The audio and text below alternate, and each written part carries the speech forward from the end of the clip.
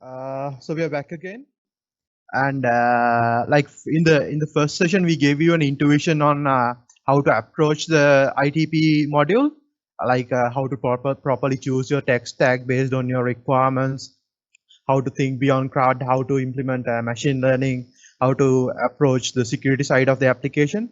We did all that. So in this session, we'll be diving into the nuances of the MERN stack, and we'll be implementing a small application using that.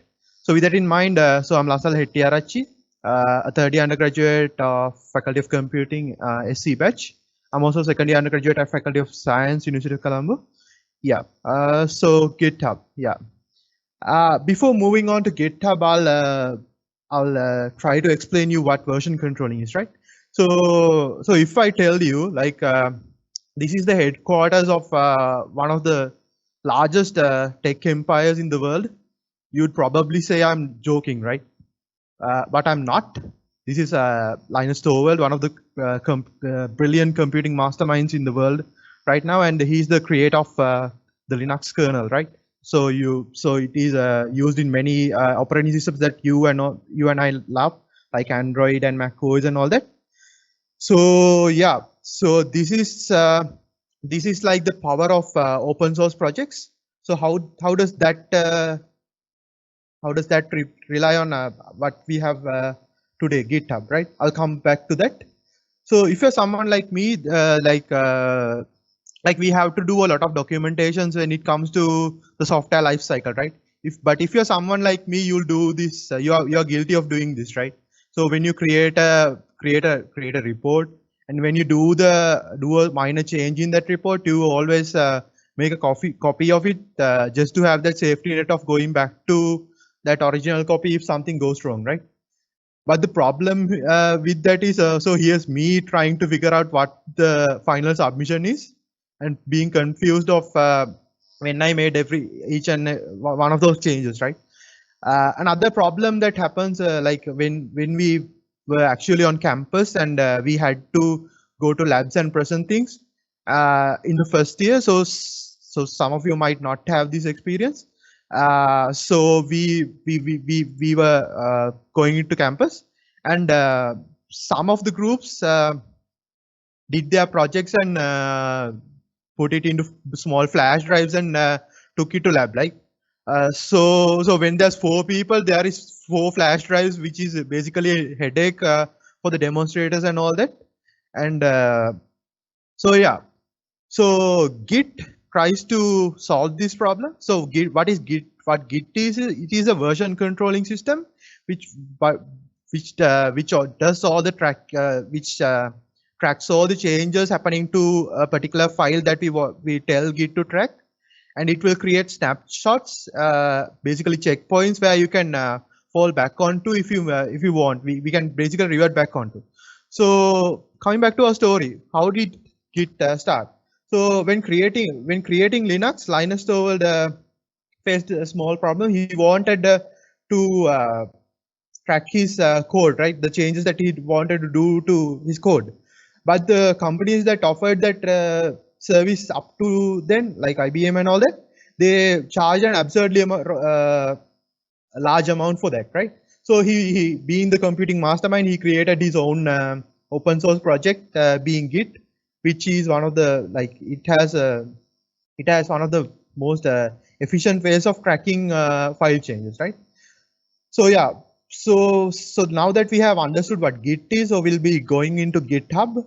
So GitHub is so there's a small misunderstanding of Git and GitHub. But what Git does is Git basically tracks the changes that are happening to a file. GitHub is like a hosting platform for Git files, right? So other than Git, if you want, you can use Bitbucket by Atlassian to host your Git files. GitHub is owned by Microsoft. I believe most of you guys are aware. Like, they are releasing projects such as GitHub Copilot and all that. Dive into those stuffs if you are really interested, because going beyond the curriculum is one of the added advantages that you'll get when you are going for the job market, right? So yeah, why use GitHub? So apart from like version using it to track files, and you can use it for collaborations, right? As the example I gave earlier, like if you are, let's assume that you are implementing a student management system, like, right? So basically, so there's a login part and student management part.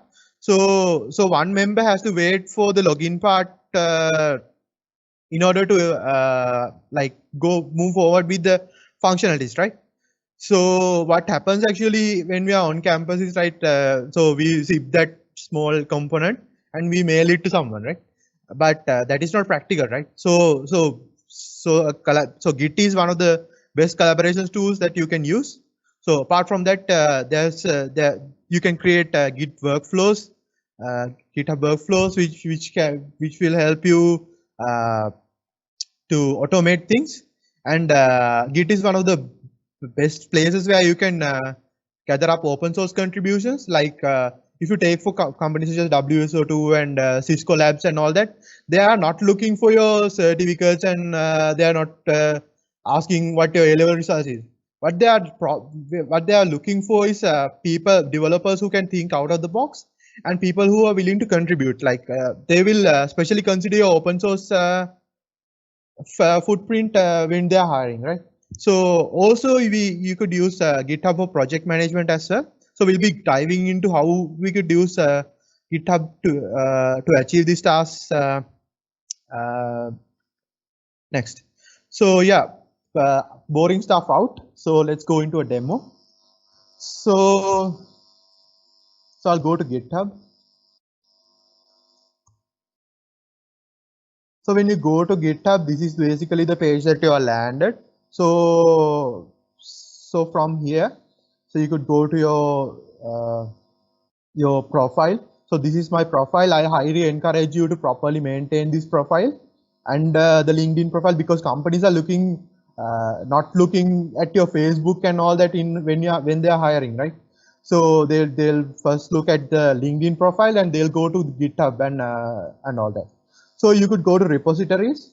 So what a repository is like it is a place where you could host your Git files, right? Basically the files that you want to share with the world. So you could go there and go to create new, and you could give the name here and all that. But the thing is, so we are implementing this in the SLIIT organization, so that all of you can access easily. So I'll go to SLIIT organization. So the basic workflow is same as if you created the repository from a profile. So I'll create the repository as ITP application. So you could provide a basic description on what the repository is. You could, here's the access privilege, whether you want to make it available to everybody, or which is public, and whether you want to only make it available for the people in the organization in this case, or you, if you are taking it from a user's perspective. So that you can add a README file, you could add a Gitignore file, and there's licensing involved. These are topics that we'll cover in the future, and you could go to create a repository. So when you create a repository, this is the basic interface that you get.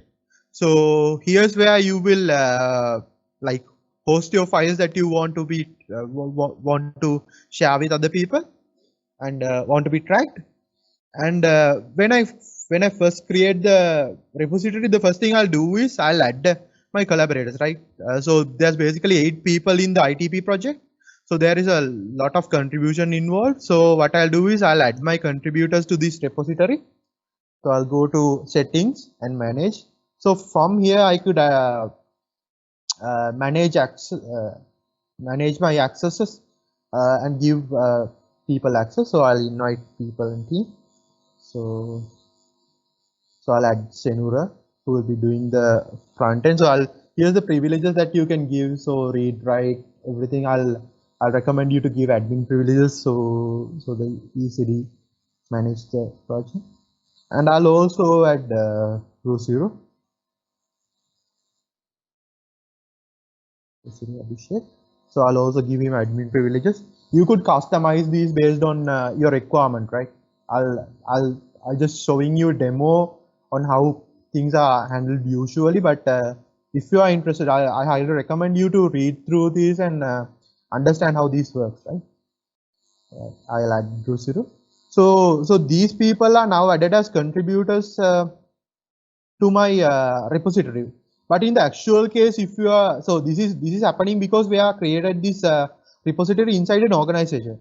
But if you create a repository on your profile, what when you add people to here, what this will do is this will send an invitation to this person on email, on the linked email to GitHub, asking them to contribute to the project, right? That is basically what is happening. Also it has a small link here which you can copy and send it to them as well if you want.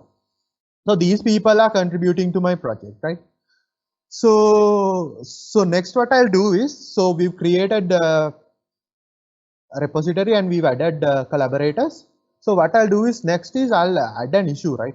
So before creating a project, I'll add the issue so that I can show you if you mess up the workflow, how you can add an issue to your project as well, right? I'll add a new issue. I'll add the issue as basic server configurations. So here's the issue name. Issue is something like a task to be assigned to someone, or a discussion forum if you want to take it that way. It is mostly used to assign tasks to people. So under here you can assign people, assignees. So I'll assign Senura to this. So you can write a small comment here if you want, and here is where you can add a small label.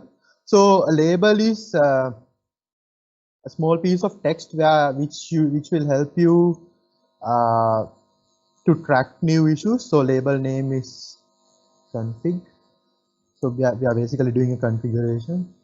This label is for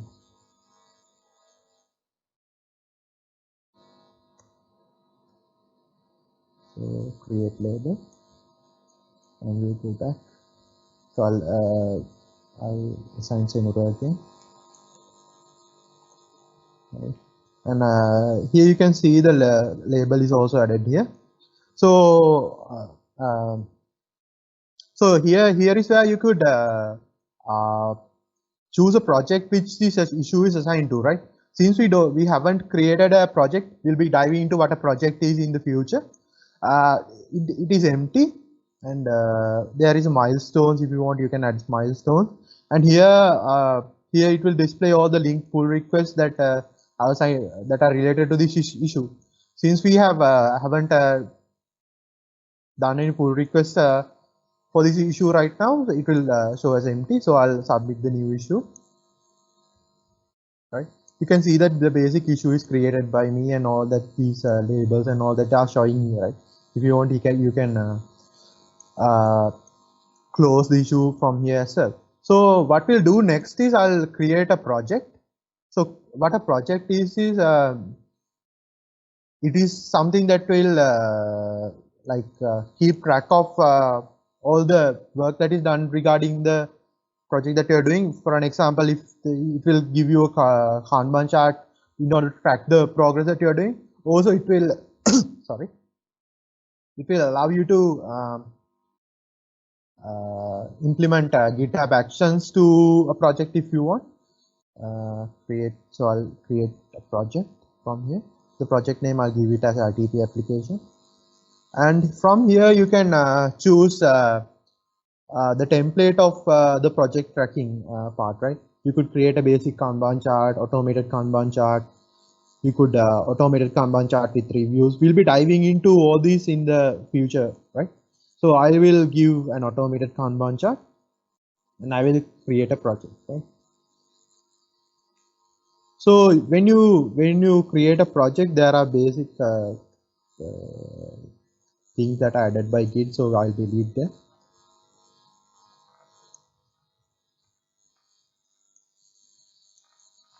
So if you are familiar with the concept of Kanban charts or software such as Trello and all that, so this is basically something like Trello, where you could put an issue here and it will go through the issue life cycle, in the sense this is something that is to be done, right?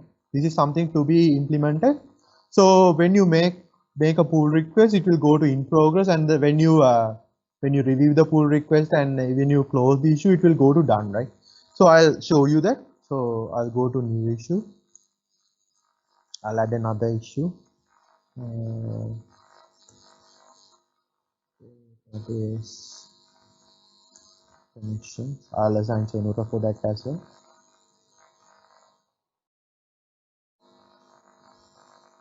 That is also config. And here, when you see when you added the project there, you could see it coming popping up here, right? You could add the project here and milestone and all that if you want. And I submitted that. So when I submit that, when you go to projects back again, you could see that the issue is added here, right? So we'll be coming back. So the usual workflow is, after creating an issue, this person will take over from there, and he will do the implementation, and he will create a either create a pull request, or he will deploy the code, right?